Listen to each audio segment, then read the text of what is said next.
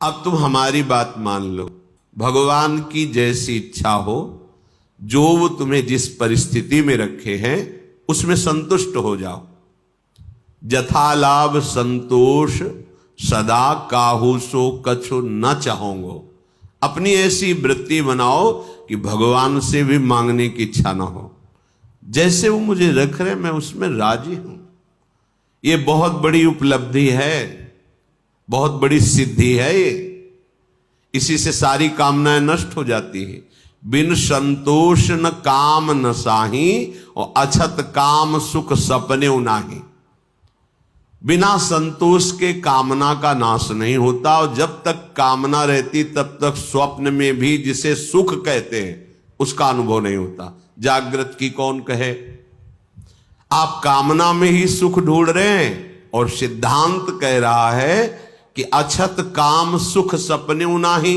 यदि हृदय में कामना है तो स्वप्न में भी सुख नहीं मिलेगा। कामना कैसे नष्ट होगी? बोले जथा लाभ संतोष सदा काहू सो कछु न चाहोगे।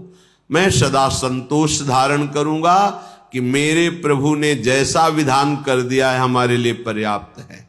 जथा लाभ आद्यहारे पि यादृच्छिक, जो हमारे आराध्य देव है उनकी इच्छा के अनुसार हमें आहार वास वस्त्र व्यवस्था और संग, ये जो कृपा करके मिला है, हमको अब आकांक्षा नहीं करनी चाहिए किसी भी वस्तु की।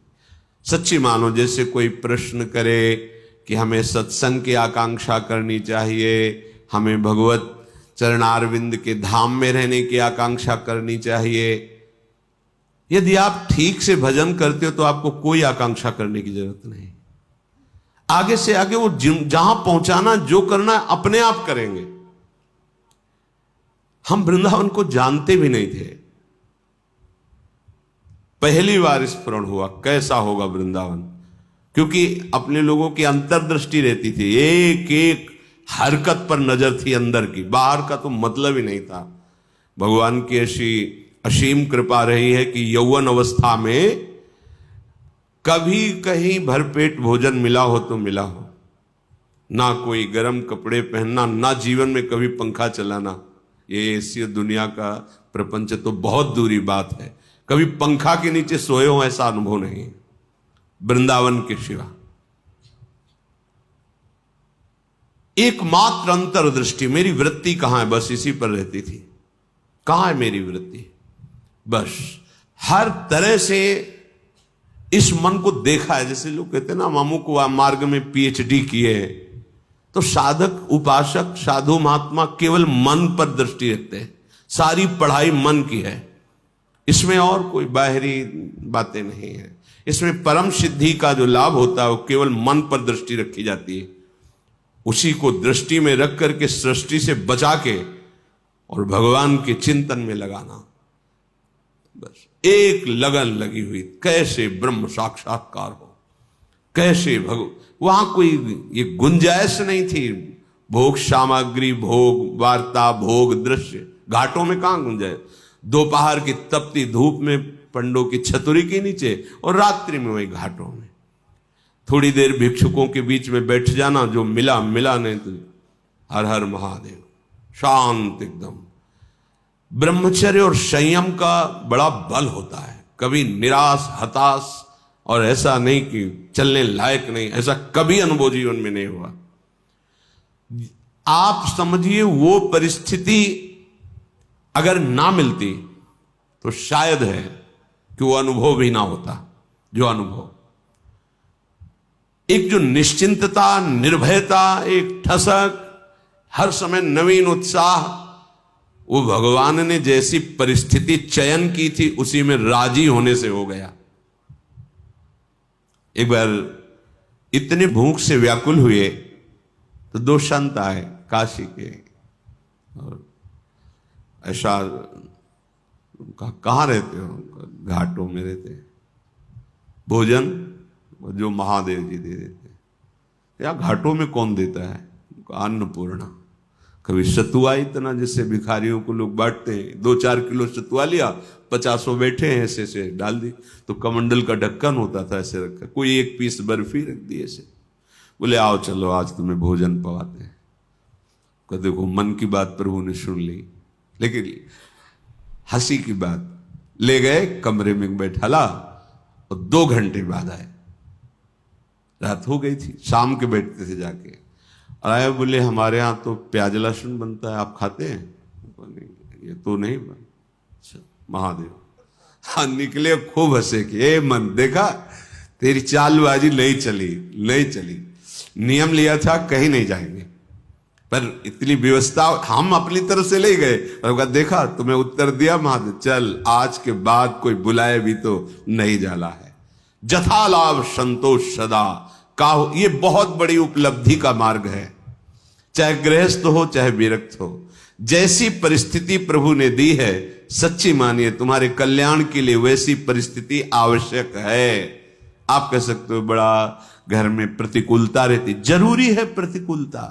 भगवत प्राप्ति के लिए जो तुम्हें प्रतिकूलता मिली जरूरी है, बड़े बड़े सिद्ध भक्तों को मिली है। आप तो अभी भक्ति के मार्ग में कदम रखना चाहते हैं, और जो भक्ति के सुभट हैं उनके साथ भारी से भारी प्रतिकूलता हुई। हम प्रतिकूलता का निरादर न करें, वो भगवत कृपा है जो मुझे दलदल से निकाल रही है, सबका स्वरूप सामने आ रहा है। यदि तुम्हारा मन ऐसा प्रलोभन दे रहा हो आपको कि ये भोग तो भोगा नहीं, अगर भोग लूं तो हमारा मन शांत हो जाएगा, ऐसी बात मत मानना। ये आपको फंसा रहा है, क्योंकि भ्रातर भोगा सुभक्ता का इह न भविता नापि संसार मध्य, कोई ऐसा भोग नहीं है जो तुमने संसार में भोग न लिया हो, क्योंकि तुम्हारे बहुत जन्म हो गए हैं। इस माया के प्रभाव से पूर्व स्मृति नष्ट हो जाने के कारण तुमको ऐसा लगता है कि अगर ये मैं भोग लूं तो मेरा मन शांत हो जाए, तो ये तुम्हारे साथ धोखेबाजी खेल रहा है। तुम्हारा अंतःकरण जो बुद्धि मन चित्त अहंकार है, ये तुम्हारे साथ धोखेबाजी कर रहा है। जब इसे भोगों में उतारोगे तब ये फिर निर्णय करेगा अंतःकरण, इसमें वो नहीं, इसमें होगा सुख, इसमें नहीं इसमें होगा, पूरा जीवन बर्बाद कर देगा। कौन सा ऐसा भोग है जो तुमने उपभोग नहीं किया? सुभुक्ता खूब अच्छी तरह से भोगा है, पर इस माया ने ऐसे विस्मरण को प्रकट कर दिया है कि तुम्हें होश ही नहीं है। तुम्हें लगता है मैं पहली बार संसार में आया हूं, तो पहली बार तो मुझे भोग लेना चाहिए। एक धनी घर के उपासक वैराग्य भावना से चलने की चेष्टा कर रहे थे, तो परिक्रमा में मिलते थे। एक बार उन्होंने कहा मेरा मन ऐसा कहता है, जैसा ये महापुरुष जन इशारा करते हैं कि एक बार तो मैं भोग के देख लूं तो अपने मन को समझा लूंगा। नहीं नहीं, ये ऐसी फिसलन है, इसमें जो फिसला तो गुरु कृपा हरि कृपा ही आपको पुनः चढ़ा सकती है, नहीं तो ये फिसलता ही चला जाएगा, पकड़ में नहीं आएगा। फिर आप ये उत्साह भी खो देंगे कि मुझे परमार्थ में चलना है। देख लेना, ये उत्साह भी खो देंगे। जैसे जैसे आप धर्मयुक्त विषयों का सेवन और अधार्मिक क्रियाओं का त्याग, वैसे वैसे आप में एक ऊर्जा शक्ति, एक अध्यात्म बल, निर्णय करने की शक्ति, दुखों को सहने की शक्ति, कोई तुम्हें परास्त नहीं कर सकता, ऐसा एक ओज तेज बल ये प्रकट हो जाएगा। ये जो आप निराश हताश उदास इसी मन की सलाह के कारण हुए हैं। इसलिए हे उपासक, हे भाई, तुमने सब भोग लिए हैं, मन की इस चाल में मत फंसना। ये तुम्हारा जन्म केवल भगवत प्राप्ति के लिए है, प्रभु को रिझाने के लिए है। कभी मान बड़ाई में, कभी भोग वासना में, कभी शरीराभिमान में, कभी मोह ममता, ये ऐसे फंसाती रहती माया। रही मन विपदा हो भली, जो थोड़े दिन होए, हित अनहित या जगत में जान परे सब कोई। तो अद्याहारेपि यादृच्छिक उर्गुणवानप्यहो समृतात्मा। जब आपको जैसी परिस्थिति में रखा गया उसके बदलने के लिए आप दिखावा न कर दें, दिखावा होता है। ब्रह्मबोध प्राप्त करने के लिए एक महापुरुष मिले थे, उन्होंने कहा था कि अपने गुणों को प्रकाशित ना करे, मौन का आश्रय ले और ऐसे जैसे कोई विक्षिप्त हो ऐसे रहे, फिर उसकी जो यथालाभ व्यवस्था होती उसमें रहे तो उसे बहुत जल्दी ब्रह्मबोध प्राप्त हो जाता है। अपने गुणों को प्रकाशित करके, अपनी महिमा को प्रकाशित करके उसका उपभोग करने लगे तो फिर वो स्थिति से गिर जाता है, वो उस चरम अवस्था को प्राप्त नहीं होता। गंगा किनारे एक से एक महापुरुष, एक से एक दिव्य अनुभवी महापुरुष, यहां कह रहे उर्गुण वानप्य हो समृतात्मा। आप अपने गुणों को प्रकाशित करके ऐसा कहीं उपभोग तो नहीं कर रहे, अपने सम्मान का गुण प्रदर्शित करके, चाही हुई वस्तुओं का, मानी हुई मान्यता का यदि उपभोग कर रहे हैं तो आप अपने मार्ग से गिर जाएंगे। आपको गुण प्रदर्शन नहीं करना। हम प्रभु के गुण गा रहे हैं, प्रभु का नाम कीर्तन कर रहे हैं, प्रभु की सेवा कर रहे हैं, प्रभु का जस गा रहे हैं। हजारों को लाभ मिले, लाखों को लाभ मिले, करोड़ों को मिले, सबका मंगल हो, कोई परेशान। यहां कह रहे कि अपने गुणों का प्रदर्शन करके प्राप्त विषयों का सेवन उपभोग करना, विषय आए स्वीकृत नहीं हृदय में, जथा लाभ संतोष सदा।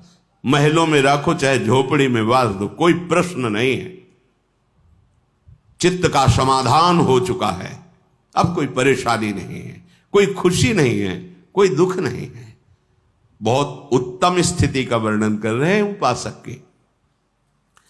श्रीमद वृंदावनेस्मिन सतत मठ सखे सर्वतो मुक्त संगा, ये अमृतमय वचन। वृंदावन में तुम्हारा आगमन हुआ, वृंदावन का आश्रय लिया, वृंदावन का वास, तो यहां किसी का संग मत करना। कह रहे सखे सर्वतो मुक्त संगा। सर्व संग और संत संग इस सर्व में नहीं आता। जो भगवत अनुराग में रंगे हुए महापुरुष हैं, तो भगवत प्राप्त संतों ने भी ऐसी आकांक्षा की कि मुझे ऐसे प्रेमी महाभागवतों का संग मिले, क्योंकि बिना उनकी चरण धूल में बैठे, उनकी चरण धूल से अभिषिक्त हुए ना तत्वबोध होता है ना भगवत प्रेम होता है। तो संतों का संग ही सर्व संग का त्याग कराता है। इसीलिए श्री भगवान ने अपनी प्रसन्नता, अपनी प्राप्ति के उपाय का जब वर्णन किया तो कह रहे हैं व्रतानि यज्ञ छंदांसि तीर्था नियमा यमाह यथा वरुंधित सत्संगा सर्वसंगोपहो हिमाम। बड़े बड़े व्रत नियम और तीर्थ यात्रा धर्म आदि, इन सब के द्वारा शास्त्र स्वाध्याय आदि, देवताओं का यजन पूजन आदि, इनके द्वारा मेरी प्राप्ति उतनी संभव नहीं जितनी संत संग से। क्योंकि संत संग क्या करता, सर्व संगोपहो हिमाम, सर्व संगों का त्याग करा देता है।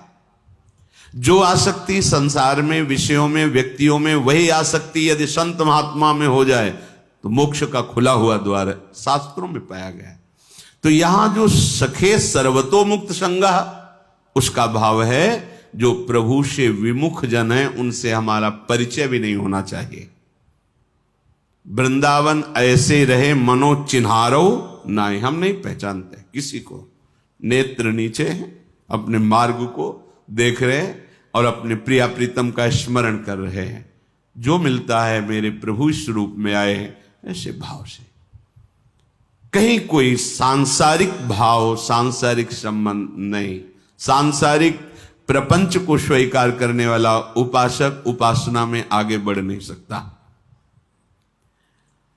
अपने गुणों को प्रयोग न करते हुए, जो हमारे अंदर भागवतिक गुण हैं, वो प्रभु की महिमा को, प्रभु के यश को गान करके जगत मंगल के लिए है। अपने में विशेषता का भाव आ जाना पतन का लक्षण है। मैं इनसे विशेष हूं, विशिष्ट हूं, मैं महान हूं, ऐसी बात मलिन अंतःकरण में आती है, निर्मल अंतःकरण में नहीं। जितना अंतःकरण निर्मल होता जाएगा उतने ही ये भाव खत्म होता चला जाएगा। और जिसका संपूर्ण अंतःकरण निर्मल हो जाता है उसके हृदय में ये बात आ जाती है कि मैं चराचर जगत का सेवक हूं।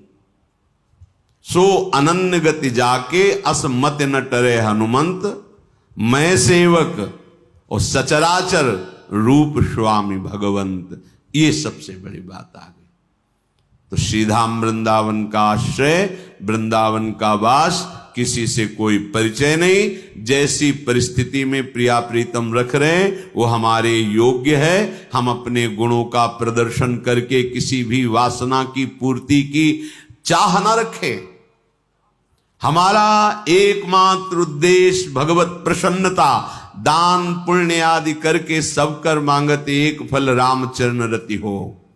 सारी चेष्टाएं हो रही, इसका फल है मेरी प्रिया जो प्रसन्न हो जाए, मुस्कुराकर एक बार हमारी तरफ कृपा कटाक्ष कर दे।